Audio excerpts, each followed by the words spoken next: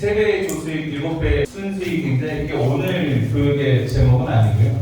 제가 예전에 재작년인가 작년 코로나 전 때 이제 많이 하던 교육의 제목이 3배의 조수익, 7배의 순수익이었어요. 이 뜻이 뭐냐면 저도 20년 넘게 이 농업 일을 하다 보니까 많은 작물들을 접할 기회가 있지 않습니까?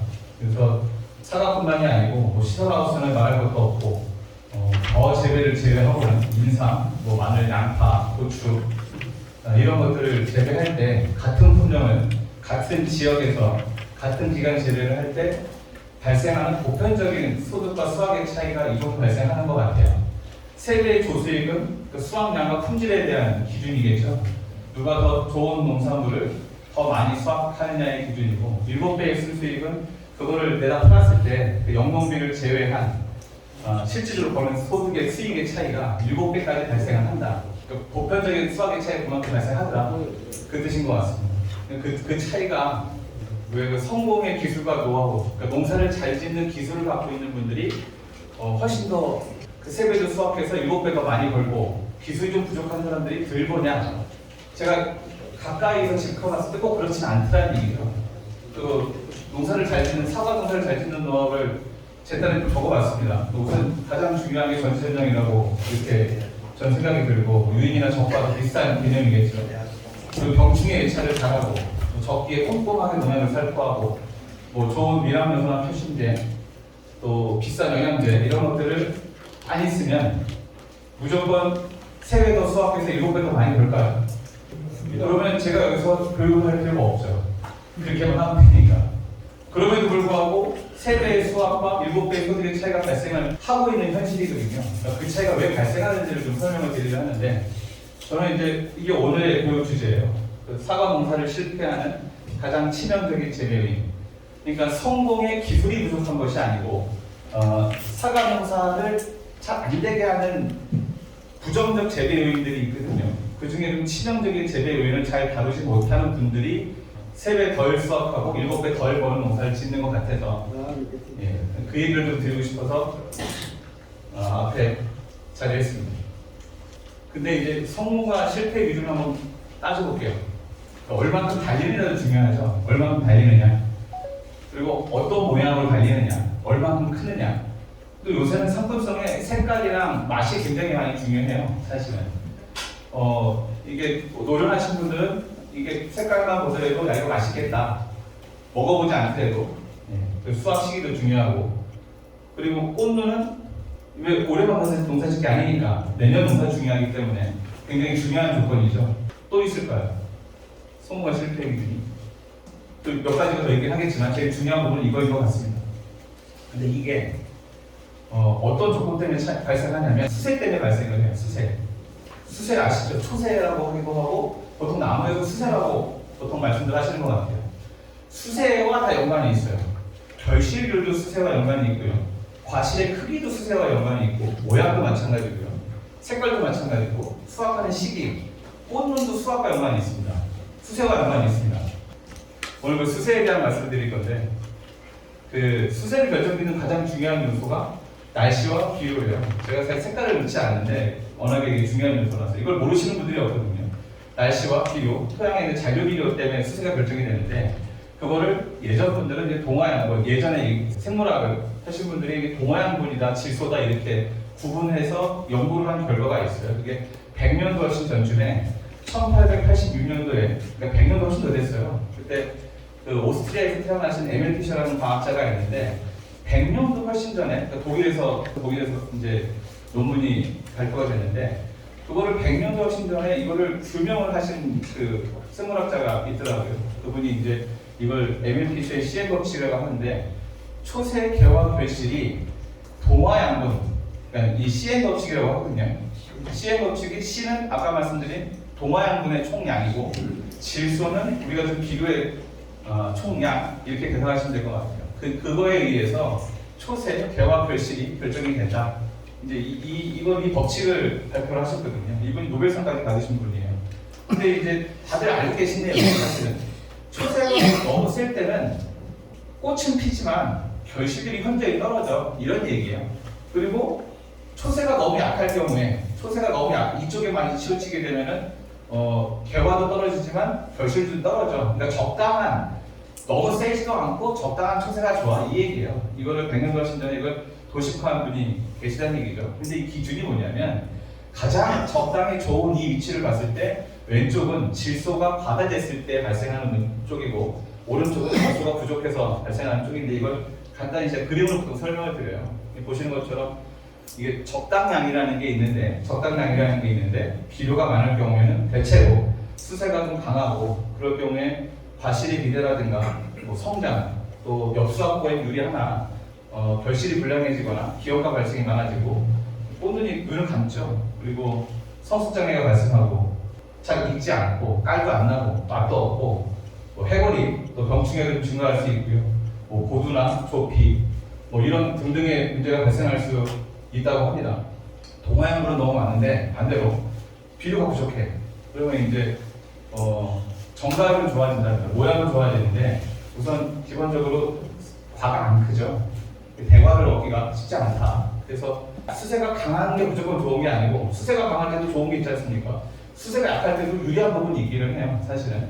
그래서 드리고 싶은 말씀은 이 다른 작물과 틀리게 왜 그 뭐 고추라든가 오이나 뭐 토마토나 이런 애들은 계속 꽃이 피고 계속 과가 달리고 계속 비대가지고 수확이 계속 이루어지는, 연속 작과에서 연속 수확을 하는 작목이기 때문에. 근데 이런 사과나 배처럼 꽃이 피는 시기가 정해져 있고 과가 굵는 시기가 정해져 있고 수확하는 시기가 정해져 있는 작물들은 그 생 단계에 따라서 수세가 조절돼야 되는 거예요. 네. 꽃이 필 때 요구되는 수세의 정도가 있고, 과실이 비대가 될 때 요구되는 수세가 있고, 성숙기에 유리한 수세가 있거든요. 근데 그거를 뭘로 조절하냐? 아침에 아까 말씀드렸죠. 수세는 햇빛과 날씨와 그러니까 동화 양분과 질소의 비율로 결정이 된다. 근데 그게 왜 안 되는지 설명을 드릴 건데, 이걸 이 뒤에도 나오는 얘기긴 합니다. 근데 이걸 앞에다 가져왔냐면 제일 관심 있는 분야지 않습니까? 이 사이즈도 사이즈 큰 과지만 이뻐야 돼요. 그죠? 모양도 이뻐야 되고 맛있어야 되고 색깔이 이뻐야 됩니다. 그래서 이것이 색이 어떻게 나는지를 설명을 드리는 건데, 색이 나는 거는 이제 기본적으로 식물 체내에는 뭐 이 사디호소라고 해서요, 희나제, 하이드로나제 몰라도 돼요.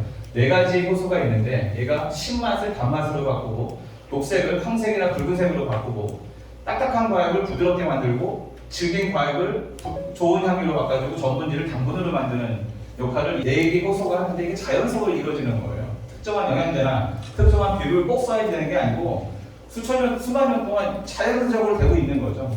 그죠? 때가 되면 당연히 색이 나고 하는 거죠. 근데 이제 그것이 온도와 시기가 맞으면 돼요. 온도는 이제 너무 30 이상에서는 안토시아닌이 변형이 안 되니까, 너무 더울 때는 성숙이 안 됩니다. 적당한 찬바람이 불기 시작해야 되는 거고, 그리고 1초 시간도 영향을 받아요. 이제 아이가 이제 가을이 오고 있구나 하면 착색에 돌입하려고 하죠. 그리고 왜 과일에 닿는 햇빛의 양이 중요하다고 합니다. 그래서 왜 타이백인가요? 바닥필름도 깔아주시는 거죠. 왜냐면 과일에 고루 햇빛이 닿으라고 하는 장치인 거죠. 그러니까 그런 노력을 해도 잘 안 될 때가 있는 거예요. 잘 안 될 때. 이런 노력을 다 하고, 그러니까 시기는 뭐 저희가 어떻게 할 수가 없죠. 때가 되면 가을이 되고 서둔해지고 찬바람이 불기 시작하고, 그리고 타이백까지 깔고 해도 남들보다 늦게 수확하거나 색이 안 날 때가 있어요. 그 원인이 뭐냐면 이 과일 체내 축적된 당의 소모 때문에 그렇습니다. 그러니까 뭐냐면 3가지 조건 중에 마지막 조건 때문에 그래요. 이 착색이나 성숙에 돌입하려면 과일 또는 체내에 당이 충분히 축적되어 있어야 된다고 합니다. 이것도 당을 뭘로 만드냐면 광합성에서 만드는 거예요. 아까 설명드렸죠. 광합성. 근데 얘가 어떻게 소모가 되냐면, 통상적으로는 여름철이나 또는 이제 늦 여름에도 야간에 고온이 되게 되면 호흡을 소모가 많이 돼요. 그래서 이런 고랭지가 유리한 게 뭐냐면 열대야가 없습니다. 그러니까 소모되는 당이 현저히 적지. 밤에 소모되는 당이 없다 보니까 당의 축적이 훨씬 더 유리해서 더 빨리 익힐 수 있는 장점이 있는 거예요. 근데 여기는 야간 고온이 없지만 여기 있는 밭이 다 일찍 착색이 되고 색깔이 이쁜 건 아니거든요. 그 변수가 뭐냐면 체내에 이어질 수 때문에 그래요. 체내에 질소가 들어오면 모든 식물이 공통사항이에요. 단백질을 합성합니다. 그래서 체내에 저장하려고 해요. 그러니까 질소가 들어오면 질소 들어왔어? 그러면 집어다가 과일 안에 있는 당을 빼서 결합해가지고 단백질 만들어서 저장을 해요. 그 저장량물을 씁니다. 이게 나쁜 건 아닌데 너무 많으면 문제가 되는 거죠. 3번째 조건이죠. 체내 축적된 당이 소모되는 거예요. 당을 소모시키는 게 두 가지 조건이 하나가 호흡이고 하나가 질소. 그래서 질소가 너무 많으면 안 된다. 그러니까 이걸 먼저 말씀드린 이유는 오늘 교육이 가장 중요한 주제이기 때문에 먼저 말씀드린 거고. 근데 우리는 비료를 언제 주나요? 가을이나 봄에 줘요. 가을에 주는 비료는 이미 수확 다 끝나고 내년을 위해서 주는 비료, 토양에 주는 거니까 토양을 비옥하게 만들려고 주는 비료이기도 하고 또 봄에도 주죠. 근데 비료 주실 때 올해 날씨나 내년 날씨를 알 수 있나요? 그러니까 이 초세라고 하는 건 적정 초세라는 건 없어요. 아까 설명드린 대로 유리한 초세가 있고 불리한 초세가 있는데 개와 별실비에는 초세가 안정적인 것이 유리하다는 얘기죠. 비대기에는 확실히 초세가 좋은 게 과를 주는 것이 유리합니다. 그러면 2월달, 3월달, 4월달, 5월달 이렇게 해가지고 제가 어쩌냐게 그래서 이 재배력을 그래서 프린트에서 준비를 한 거거든요. 이렇게 보시게 되면은 2차 기대기 때 제일 양수분 요구량이 가장 많이 늘어나는 거예요. 2차 기대기 때. 근데 그 시기에 잘 비료를 안 주세요. 왜? 그 시기에 비료를 주면 색이 안 나. 라고 말씀하시니까. 맞아요. 색이 안 날 수 있어요. 근데 그거는 2차 기대기 때는 비료가 아니고 토양에 잘 된 비료가 많아서이거든요. 이 문제를 해결할 수 있는 솔루션을 오늘 제가 말씀을 드리려고. 그래서 오늘 교육의 주제가 아까 설명드린 것처럼 사과 농사를 실패하는 가장 치명적인 재배 요인. 그것이 잘못된 관행적 비료 주기, 그리고 토양의 과영양화 때문에 비분이 과다해서 발생하는 문제가 대부분입니다. 이게 토양에 비분이 많더라도 적당히 비가 오고 적당히 가물고 하게 되면 괜찮아요.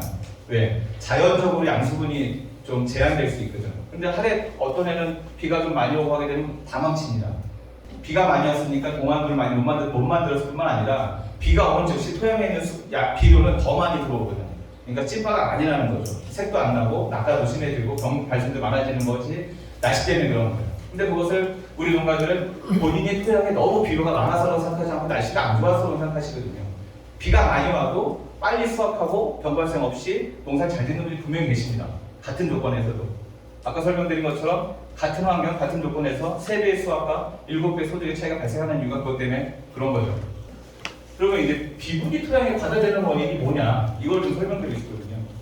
첫 번째는 뭐냐면 비분 결핍과 과다의 신호 차이가 있어요. 뭐냐면 부족하면 티가 나요. 비료는 물과 같아요. 그러니까 물이 부족하면 시들지 않습니까? 언제 시들어? 바로 시들어요. 참지 않습니다. 물이 부족하면 즉시 시드는 가구도 물이 부족해라는 티를 시들지 않더라도 우리 농가들은 알죠. 물이 부족하구나. 가보 이파리가 약간 이렇게 말리면서 그 증상이 있지 않습니까? 예. 비료가 부족한 증상도 비료가 부족하게 되면 여러분들 다 아세요. 뭔가 잎이 딸리고 엽색이 옅어졌고 잎이 작고 초색이 약해 라는 걸 아시죠? 근데 비분에 과다한 신호가 별로 없어요. 당장 비료를 줄 때는 당장 비료를 10kg가 필요한데 20kg 주거나 100kg가 필요한데 200kg 준다고 해서 갑자기 신호가 나타나는 게 없어요. 그리고 아까 말씀드린 것처럼 날씨에 따라서는 비료를 많이 줘도 농사가 잘 될 때가 있습니다. 그러니까 비료를 많이 줬는데 농사가 잘 되면 우리 농가들이 이렇게 생각할 수밖에 없어요. 내가 적정량을 시비했다. 내가 비료를 잘 줬다. 내가 좋은 비료를 제대로 줬으니까 농사가 잘 됐다. 라고 생각을 하게 됩니다. 그게 왜 그러냐면 지력에 대한 잘못된 이해 때문에 지력. 제가 이 질문 드리기 싫은데 그러니까 지력은 다들 아시는 것 같은데 지력이 뭔지라고 말씀하실 분 있으시면 잘 말씀 못하세요. 제가 굉장히 좋은 영양제를 싣고 왔는데 그거 샘플을 좀 선물을 드릴 테니까 혹시 지력이 뭔지 아시는 분? 땅심. 땅의 힘. 네, 그 지력은 땅심이죠. 같은 뜻이지 않습니까? 그 땅심이 뭔지, 지력이 뭔지. 농가들이 생각하는 지력은 토양의 비옥도예요. 비옥한 토양이 지력이 좋아라고 생각하십니다. 이게 오해예요. 이 부분 때문에 우리가 여지껏 수십 년 동안 해결이 안 되고 있는 문제가 있어요. 그러니까 이것이 이해가 되면 왜 내가 비료를 언제 어떻게 왜 줘야 되는지를 정확히 구체적으로 설명할 수 있습니다. 설명을 드려볼게요. 지력이란 이건 제가 지어낸 말이 아니고 책에 나와 있는 이 농업을 전공하시거나 공부하신 분들은 그 교과 과정에 나오는 교과서에 나오는 얘기니까 지력이란 음이온으로 만든 그릇이래요. 지력은 음이온으로 만든 그릇이다.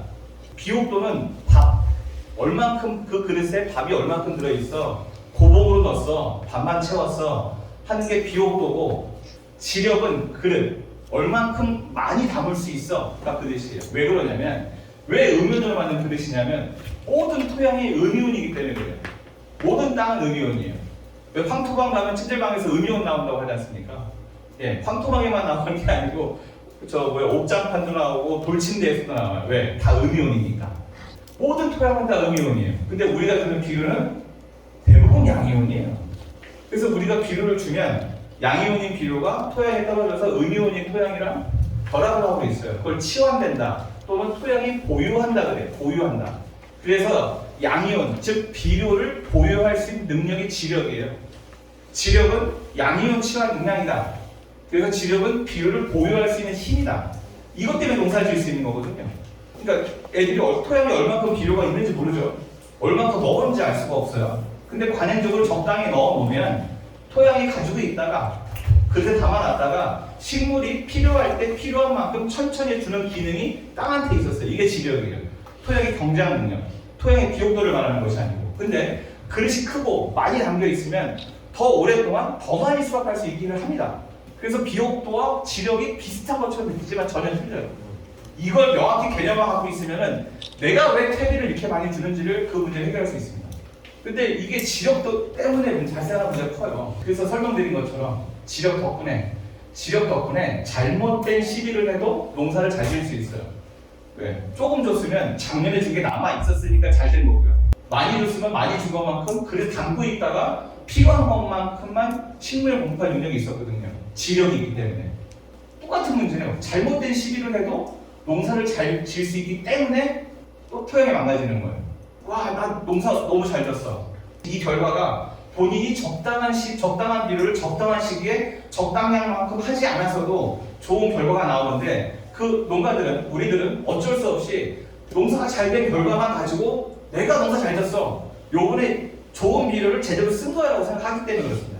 무슨 얘기냐면 실패에 대한 경험을 지력이 커버해주는 거예요. 하다 보니까 하기가 힘들어요. 적정량의 비료량을 선점하기 쉽지가 않습니다. 지력이라는 변수가 있어서. 지력은 좋은 거고 반드시 필요한 건데 하다 보니까 반드시 차고 멈추고 돼서 토양이 과영양화되고 과비가 될 수밖에 없어요. 이 얘기 우리 왜 하고 있죠? 수세 때문에. 수세를 꽃이 피는 시기, 다시 비대되는 시기, 수확되는 시기를 조절을 해서 수세 관리를 해야 되는데 토양이 너무 비옥하다 보니까 무조건 좋은 거예요. 근데 도장지가 막 2m까지 올라가고 억지로 치지 않으면 도장지 안 먹는 거죠. 저절로 먹게 할 수 있거든요. 그러니까 그게 수세 관리. 결국 비료를 할 수밖에 없죠. 날씨를 어떻게 할 수가 없으니까. 비료를 언제 어떻게 줘야 되느냐. 이제 이 결론을 향해서 우리가 가고 있습니다. 이제 이 기본 과다의 주범인데 국가별 화학비료 연간 사용량을 통계청에서 발표했더라고요. 일본, 뉴질랜드, 네덜란드, 대한민국, 우리나라랑 비슷한 이제 지각적 농업을 하고 있는 나라를 기준해서 일본은 3,000평당 1헥타니까 3,000평당 361kg을 쓴대요. 화학비료 기준입니다. 뉴질랜드는 309kg, 네덜란드는 386kg을 써요. 대한민국은 261kg밖에 안 씁니다. 다른 나라에 현저히 적게 주고 있는 거예요. 우리나라는 화학비료를 굉장히 적게 주고 있어요. 이게 20년 전에 비해서도 30%가 준 거예요. 우리가 20년 전에보다도 평당 화학비료 사용량은 줄고 있답니다. 그러니까 우리나라의 화학비료 사용량은 농업 선진국의 3분의 2에 미치지 못해요. 그럼에도 불구하고 토양에 과영양화가 더 많이 진행이 됐죠. 그 주범이 뭐냐면 퇴비 때문에 그래요, 사실. 다들 아실 것 같긴 한데 요새는 많이 이제 교육을 받으셔서 퇴비가 비료죠. 퇴비가 비료가 아니라는 거 생각하시는 분 혹시 계신가요? 없죠. 퇴비도 비료죠.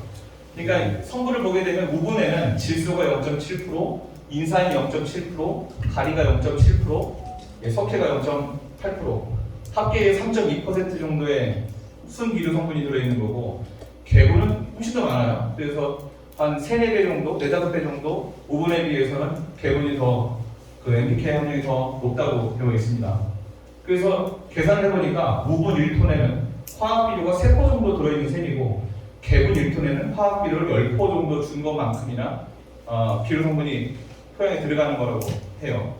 그러니까 이 비분과다라고 하는 건 토양에 많이 있는 이유는 필요량보다 많이 줬고 사용되고 남은 것들이 토양에 남아있는 거거든요. 그러니까 그것이 이제 화학비료를 줘서 그럴 수도 있고 퇴비를 줘서 그럴 수도 있는데 제가 이런 말씀을 많이 드려요. 최소한 우리나라에서는 미원을 먹고 암에 걸린 사람은 없을 거다. 아직까지 뉴스나 이런 데서 혹시 미원 먹고 암에 걸렸다는 사람 들어보신 적 있으신가요? 못 들어봤죠? 네. 예. 이게 미원이 건강에 해롭지 않아서일까요? 그럴 수도 있어요. 사실은 건강에 크게 해롭진 않다고 하지만 미원 때문에 왜 암이 안 걸리냐면 사실은 우리는 대부분 미원이 많은 음식을 별로 꺼려해요. 미원이 안 좋다는 인식이 있어요, 다들. 그죠? 그래서 미원을 많이 넣으면 음식 맛이 좋아지는 건 알지만 집에서 조리하시는 저희 어머님도 그렇고 저희 집사람도 그렇고 미원을 꺼려해요. 그 대신 다른 거 넣더라고요. 연두 같은 거 팍팍팍 넣으면서 미원은 스푼 떠가지고 조금 넣기를 꺼려 하시는 생각이 있어요. 똑같아요. 화학 비료에 대한 꺼리는 마음들이 우리한테 있어요. 사 먹는 일반 소비자도 화학 비료는 나빠, 유기질 비료 퇴비가 좋아 라는 인식이 너무 머리에 박혀 있어요. 이 부분 때문에 사실은 해결이 안 돼요. 그러면서 농가들 사이에는 비옥한 토양이 지력이 좋은 거고 토양이 비옥하려면 퇴비를 많이 줘야 되는 생각하시다 보니까 이게 잘 고리가 깨지지 않아요. 근데 오늘은 이걸 깨고 가셔야 해요.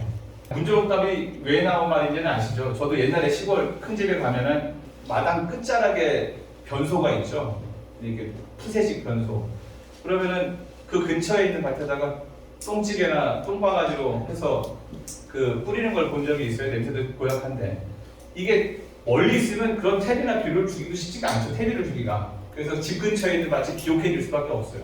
우리나라에서 60년대 이후부터 화학비료 산업이 발전했기 때문에 60년대 이전에는 과거에는 토양을 비옥하게 만들 수 있는 유일한 수단이 퇴비밖에 없었어요. 비료가 없었는 거예요. 그죠? 그러니까 다른 방법이 없었습니다. 화학비료 없이 유일하게 농사를 지려면.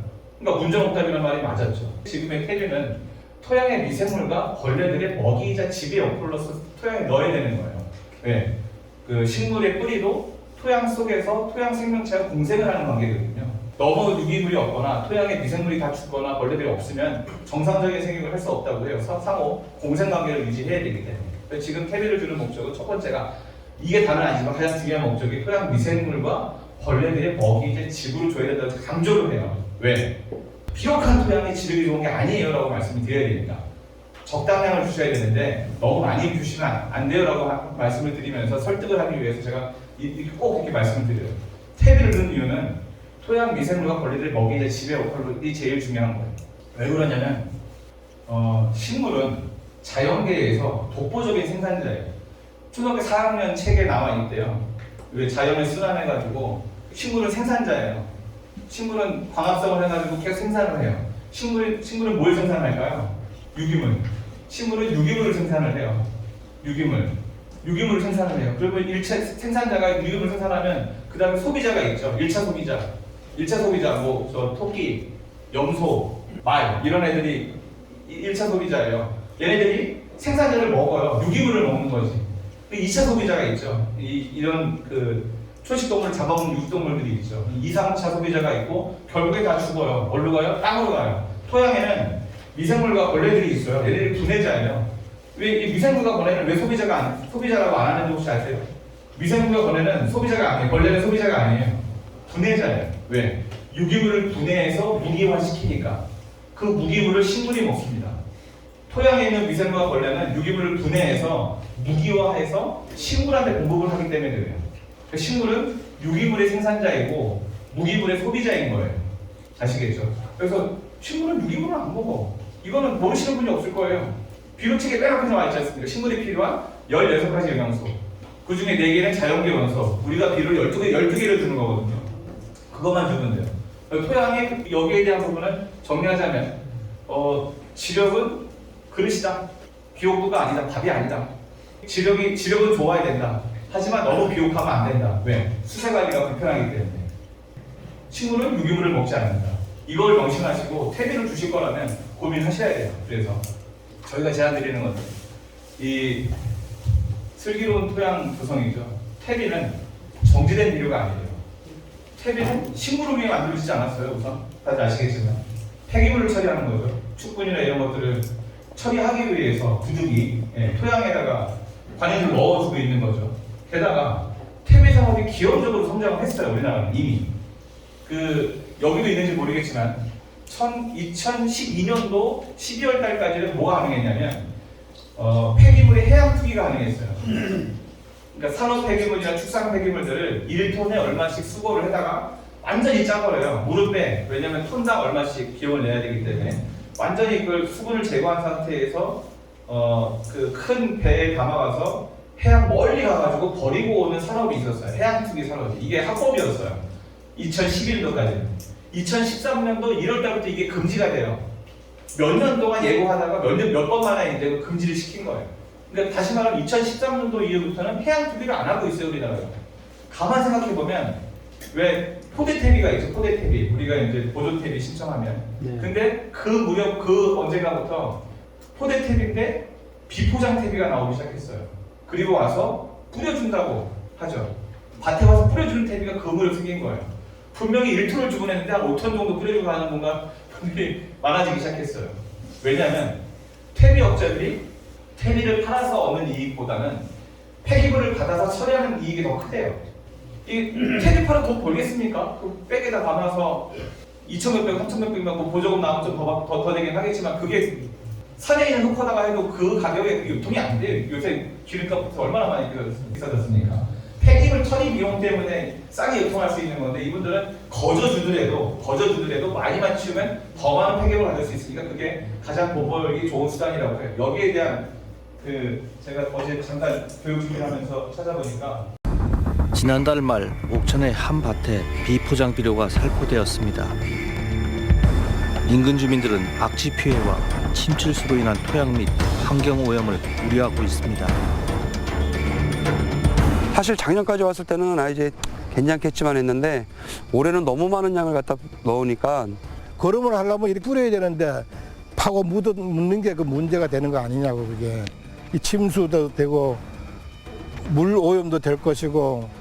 우리 농촌에서는 퇴비 농사짓기 위해서 좀 많이 갖다 놓는 건 얘기 안 하죠. 근데 이건 매립이라고. 퇴비 살포 아니고.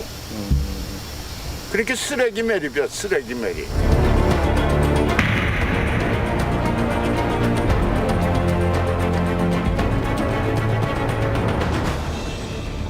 금강 수변구역에 인접한 옥천군 청성면 부장리 3천여 평의 밭. 지난달 22일부터 이곳에 트럭 수십 대 분량의 비포장 비료가 살포되고 공장비가 동원되어 토양을 덮는 작업이 진행되었다 합니다. 이 업자 말로는 600톤이라 그러는데 사실 600톤은 우리가 얼마인지 몰라요.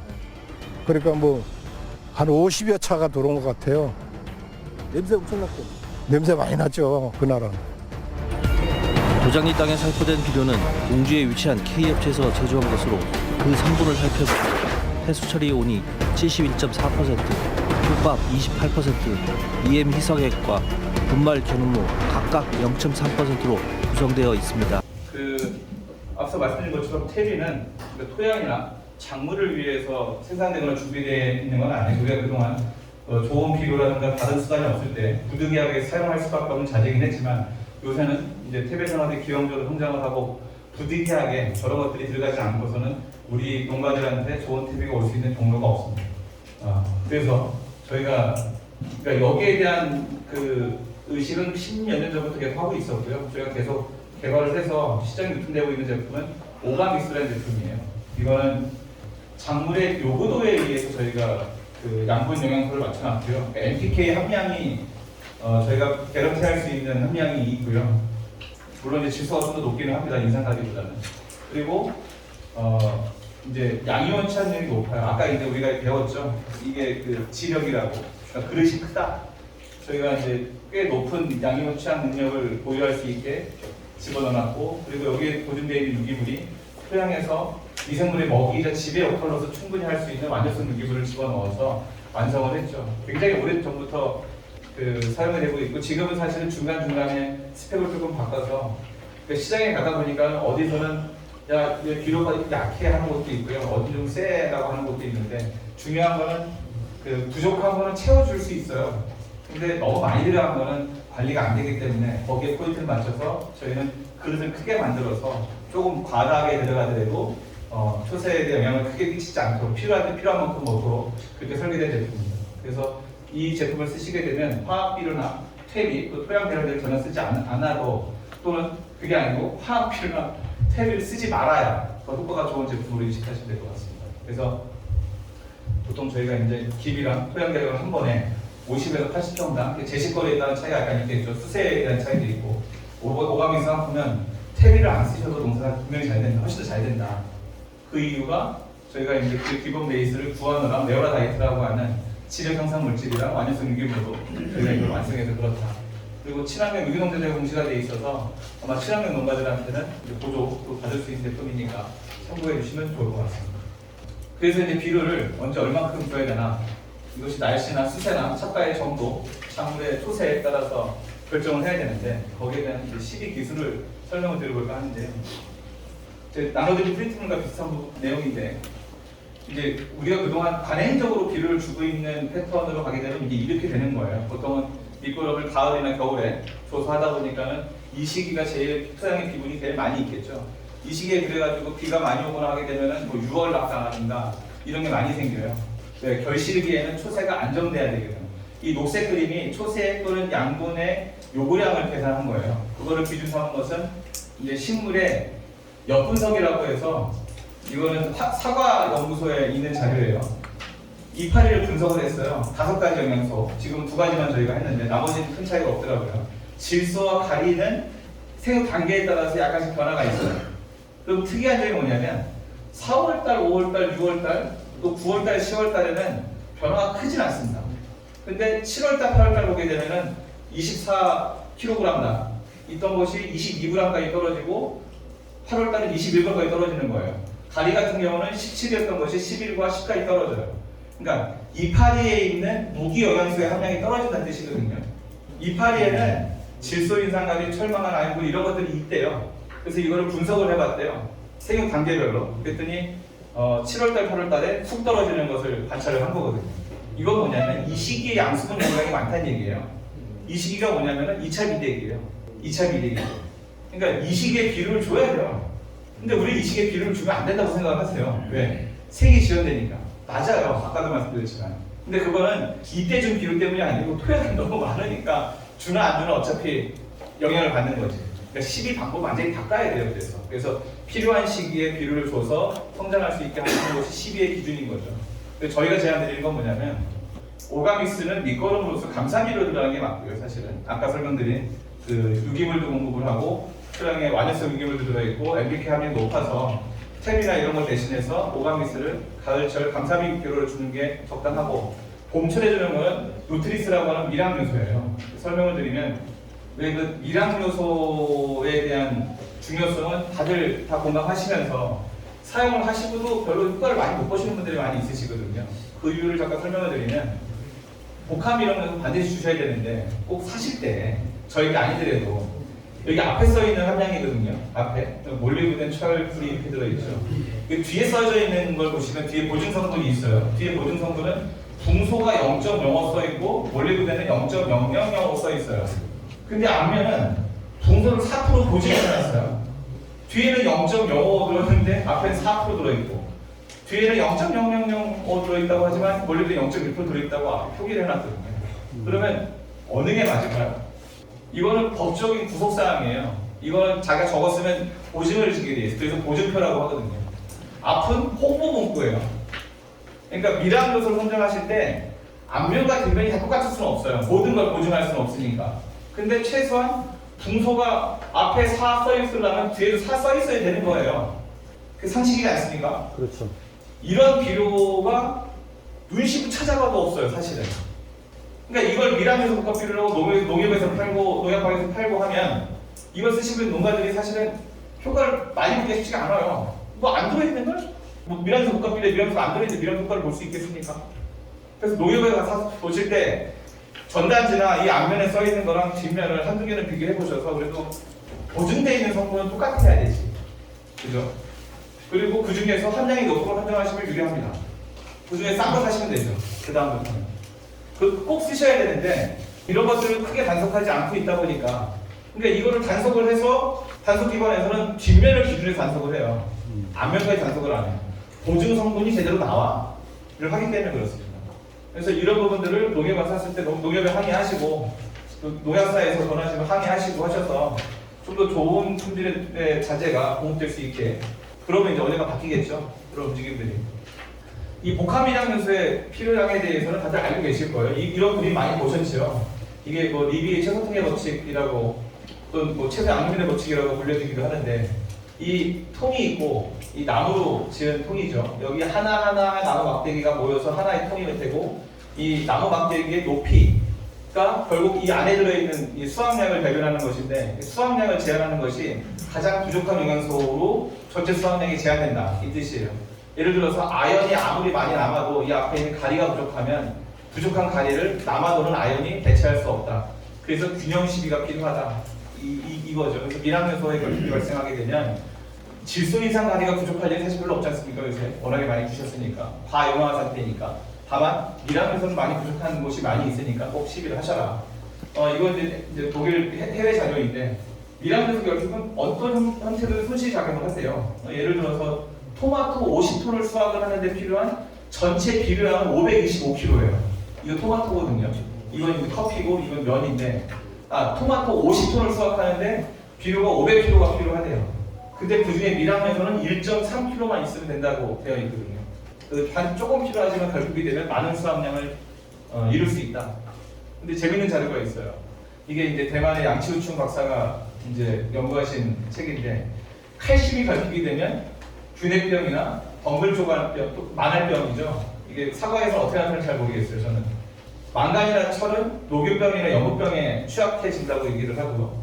붕소구리는 흰가루병이나 곰팡이병, 직유성 곰팡이병에 대한 저항성을 약화시킨다고 되어 있거든요. 무슨 얘기냐면, 그러니까 영양소의 결핍이 또는 특정한 생리장애가 병리장애의 원인이 될 수 있다, 이 뜻이에요. 그래서 좋은 미량요소는 반드시 사용하셔야 한다. 그 중에서 뒷면에 또는 앞면에 표지사항과 보증성분을 비교하셔서 좋은 제품을 선정해 주십사 하는 거고요. 저희는 이제 누트리스라는 제품이 있어요. 아마 전단지에 있는데, 저희는 보증사항과 등록사항이 이렇게 되어 있습니다. 그리고 이 제품은 비료는 물이 안 녹으면 못 먹어요, 식물이. 그렇지 않습니까? 먹기가 쉽지가 않아요. 녹아야 돼요. 알갱이 비료든 가루 비료든 밑거름으로 주는 건 상관이 없어요. 근데 사과에서 밑거름 주는 게 한정돼 있지 않습니까? 위에 주고 녹아서 토양에, 아까 토양 그릇이라고 했으니까 녹아서 들어가면 그릇을 담기게 만들어야 되거든요. 저희는 물에 녹는 비료고요. 미량요소가 수용소로 보존이 돼 있어서 녹는 비료이고, 그래서 달린 비료이고, 그래서 상대적으로 함량이 높고 가격이 저렴해서 보증 성분과 등록상이 같고요. 소개를 해드렸습니다. 그 다음에 이제 멀티플러스 설명을 드릴 건데요. 우리가 관행적인 비료를 했을 때 멀티플러스를 이 시기에 주는 거는 좋은 해답이 아닐 수도 있어요. 근데 이제 농사의 방법을 좀 방향을 바꿔보고자 할 때는 아까 설명드린 대로 오가믹스를 사용하시고 미량요소를 밑거로 한 다음부터는 수세에 따라서 그 수세를 추비로서 해결할 수 있는 자재가 국내에 있어서 설명을 드려보겠습니다. 멀티플러스의 장점은 뭐냐면 100% 수용성 입상 비료예요. 그러니까 물에 완전히 녹는 알갱이 비료가 국내에 있나요? NPK 미량요소가 보증이 되어 있는 제품 중에서 요소라든가 염화만 이런 거 빼고요. 없죠. 복합 비료 중에서는 거의 없는 걸로 알고 있어요. 예전에 치오다 같은 건데, 치오다는 뭐 뿌릴 수 있지만 녹여줄 수 있는 비료죠.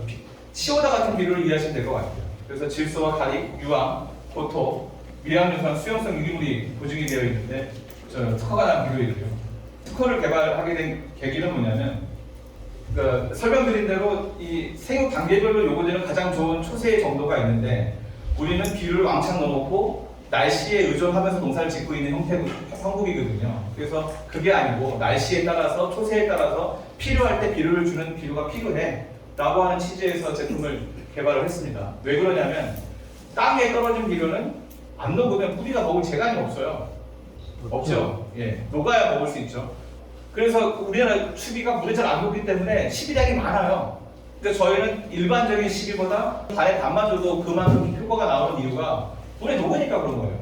치오다가 비싼 이유는 물에 녹으니까. 물에 녹는 복합 비료라서. 그래서 이 비료가 땅에 떨어지면 공기랑 닿으면 산화가 돼버려요. 그래서 하늘 날아가 버립니다. 대기 중에 질소가 70 몇 프로가 되지 않습니까? 그렇게 올라가서 대기 중에 있는 질소처럼 그냥 산화돼가지고 아질산 형태의 질소로 바뀌어서 되게 날아가 버릴 수밖에 없어요. 비료를 줘도 효과를 볼 수가 없죠.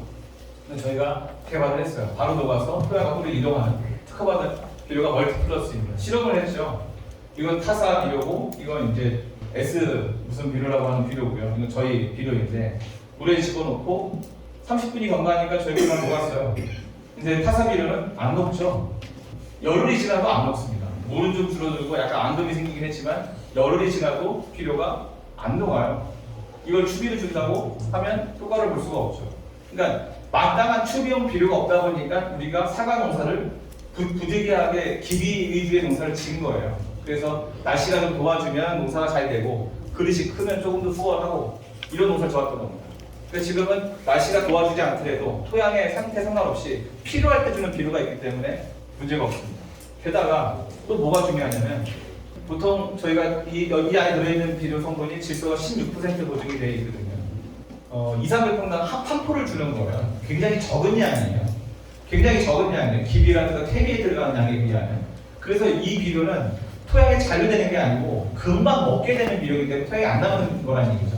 그래서 이 시기에 아무리 토양에 이미 충분히 비옥한 상태가 아니라면 얘를 이 정도로 해서 두세 번, 서너 번을 준다고 해서 착색이 지연되지 않습니다. 아까 말씀드렸죠. 착색이 지연되는 이유는 잔류 질소 때문에 그렇다고. 잔류 질소가 체내에 들어와서 동화합물을 이용해 단백질을 만들면서 착색을 지연시키는 거거든요. 거기에 대한 문제가 없는 유일한 추비가 치오다도 되긴 합니다. 걔가 비싸도 그렇지. 치오다나 저희 같은 물에 빨리 녹는 비료는 토양에 잔류되지 않아서 그렇다.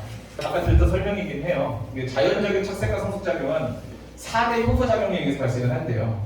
그래서 아까 설명드린 것처럼 신맛은 단맛이 되고 황색이나 빨간색으로 색상 발현이 되고 과육이 부드러워지고 좋은 향기가 나고 당분이 생기고 하는 것들이 효소작용에 의해서 발생을 하는데 설명드린 것처럼 이건 적당한 시기와 온도가 조건이 맞추게 되면 되게 되어 있어요. 그렇게 유전되어 왔으니까. 그리고 과일에 햇빛이 많이 나오면 훨씬 더 잘 된다고 합니다. 근데 그런 것들을 저해하는 부정적 요소가 있는데 그것이 야간의 고온 환경이나 체내 이열질소 때문에 그런데 그 재배 환경이 좋다고 하더라도 토양에 이열질소가 많이 있으면 단백질 합성이 많아지면서 동화합물이 소모되기 때문에 착색이나 성숙이 잘 진행되지 않는다. 그래서 너무 과한 비료가 토양에 있으면 굉장히 불리하다. 이걸 멀티플러스는 그럴 위험이 없다. 저희가 전단지를 넣어드리긴 했는데요. 그래서 저희가 그 착색 및 사과 품질 향상제에서 PK 칼마란 제품을 수입해서 판매를 하는데 얘의 특징은 이제 인산가리 칼슘 모토가 보증이 되어 있는 거예요. 표기가 아니고 뒷면에 보면 보증성도 똑같이 보증이 되어 있습니다. 제품은 비료 사시면 앞뒤로 확인하셔야 돼요, 다들. 그래서 얘 제품의 특징은 알칼리성을 띠고 있어요. 이것이 알칼리성이 좋은 시기가 있고 불리한 시기가 있거든요. 대체로 약산성이 유리하긴 한데 착색기에는 성숙기에는 알칼리성 비료 반드시 필요합니다. 왜냐하면 질소의 토양 식물체를 흡수를 차단하는 역할을 알칼리분이 하거든요. 사실은 질소의 효용성을 떨어뜨리는 효과가 있기 때문에. 왜냐하면 토양 질소를 차단해야지 착색이 잘 몰입이 되기 때문에. 그리고 체내 질소도 억제를 하죠. 인산가리 칼슘이 그 역할을 하는 거니까. 그리고 그래서 착색 및 성숙이 촉진이 되고 당도 향상에 큰 도움이 되고 포도도 좋아합니다. 멀티플러스 같은 건 며칠 정도 가능하나요? 시간. 비 오기 전이나 비 온 다음이거나 또는 비 올 때라든가 또는 뿌리고 나서 스프링크를 걸리시면은 당일 즉시 흡수가 됩니다. 그 다음날 표가 납니다. 바로 눈에 띕니다. 그 대신 오래 안 갑니다. 오래 가면 안 돼요, 추비는.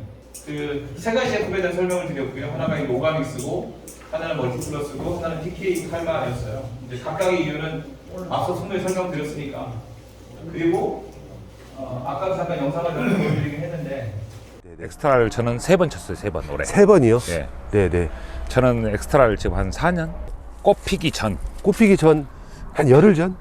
열흘 안 될 거예요. 한 일주일 전. 일주일 전? 예. 예. 또 꽃이 치고. 꽃이 지고 질무렵에. 나서. 질무렵에? 예. 그 만개 끝나고 질무렵에 예. 수정 다 끝나고 예. 그리고 또 친 지가 열흘 정도 됐어요. 열흘 정도 예. 되시고요. 예. 네. 그래서 3번 쳤어요. 그 다음에 열흘 있다가 또 한 번 치시고요. 예. 저 이렇게 부사 이렇게 지금 큰 부사 처음 봤습니다. 지금 오늘 날짜가 6월 9일. 예. 미얀마 부사. 종자 이름이 정확히 미얀마예요, 회장님. 예. 이게 M26. 네. 작은도 아니고 M26이에요.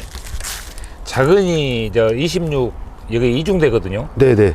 근데 나인 작은이 사과가 고르고 좀 큰 편이에요. 근데 네. 26 작은은 사과가 들쑥날쑥하고 네.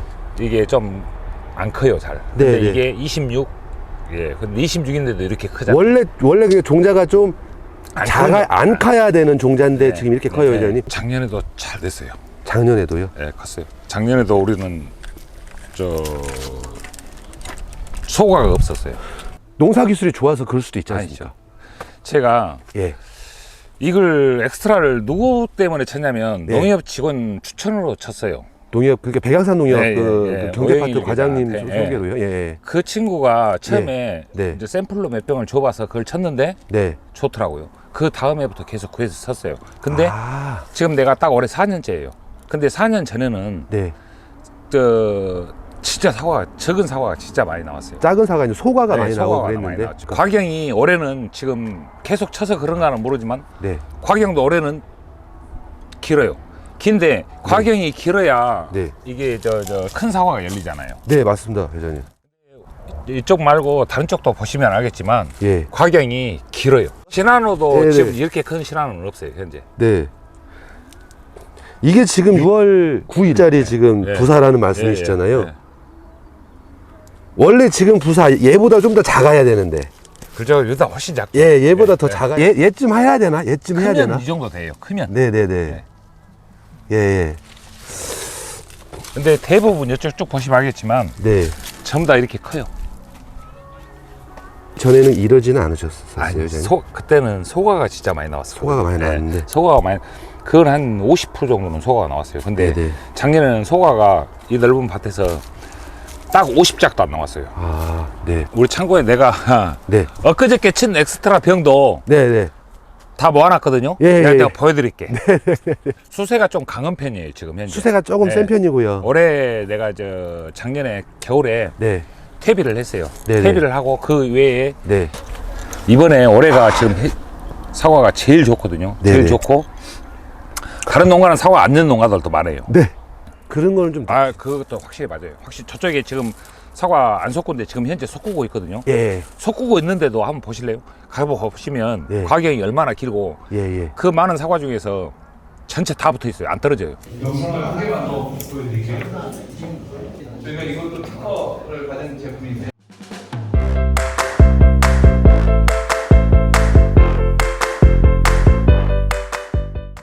바쁘실 텐데 또 찾아뵙습니다. 예, 만나서 반갑습니다. 네.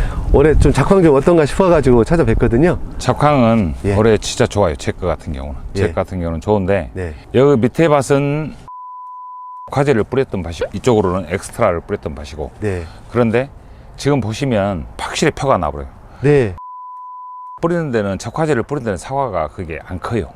아까 저도 이제 회장님 인사드리기 전에 잠깐 봤는데 좀 작더라고요. 예. 근데 좀 작고 네. 근데 엑스트라를 큰 데는 전부 다 지금 현재 대과종이에요. 대과종이에요. 예. 자, 네. 쭉 한번 둘러보세요. 둘러보시면 네. 사과가 지금 현재 지금 착색이 좀 늦었을 뿐이지 네. 과는 진짜 완전히 선물용 대과예요. 다 대과예요. 네. 장성 이 근처 분들은 좀 어떻습니까? 이제 사과는 올해 이제 평균적으로 잘 된 편이에요. 네. 잘 된 편인데 네. 중소과가 많아요. 근데 저는 대과가 많죠. 회장님 같은 경우는 네. 전부 다 대과. 예. 예. 그건 한 60%, 70% 정도가 대과예요. 60%, 70%요. 네. 대과라고 하시면은 이제 선물용 사과. 선물용 사과. 네. 대과가 보통 몇 개 정도 담기는 걸 보고 저희가 대과라고 해요. 보통 한 5kg 기준으로 해서 예. 12개 이내, 12개 이내로. 12개, 13개 이내에 담는 것보다 대과라고 그게 하죠. 이제 회장님이 보실 때는 대과. 예, 선물용으로 60%, 나가는. 70%가 예. 적화제. 그거 뿌린 밭이에요, 이게. 네. 여기 바로 옆에 밭은 큰데 이거는 적잖아요. 여기 한 박스에 한 20개도 담기겠는데요. 한 4, 50개 들어가요. 4, 50개. 이게 사이즈가 많이 크지는 않다.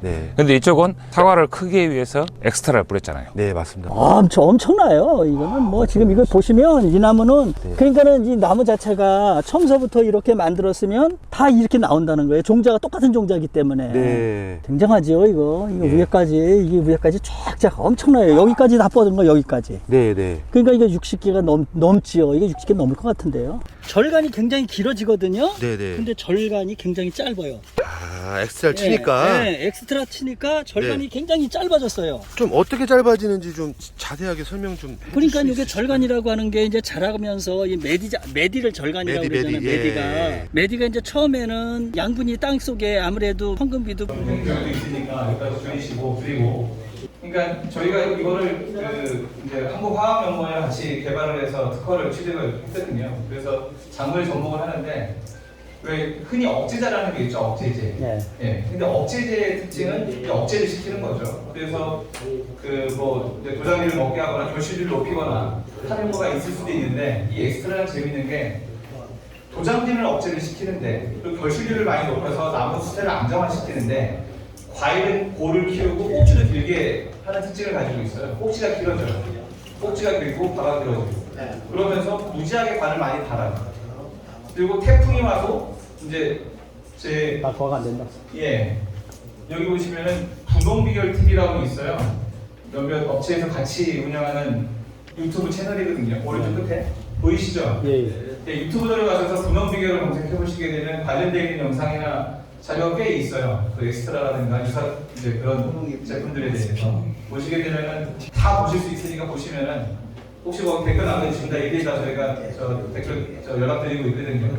만약 문의를 주시게 되면. 근데 엑스트라에 대한 설명을 마저 드리면 억지 효과가 있긴 해요. 해보면 과일을 그 꼭지와 과를 빨리 크게 하는 효과도 있고 모양을 좋게 하는 효과도 있는데 그 고추를 하면서 특이했던 건 뭐냐면 하도 과가 많이 달리니까 키가 안 크는 거죠. 그렇지. 예, 하도 많이 달리니까 짐이 많이 실리니까. 네. 그런데 달려있는 과일 자체가 작은 소과가 없어요. 대부분 대과만 달리고. 잘 익혀냈는가요?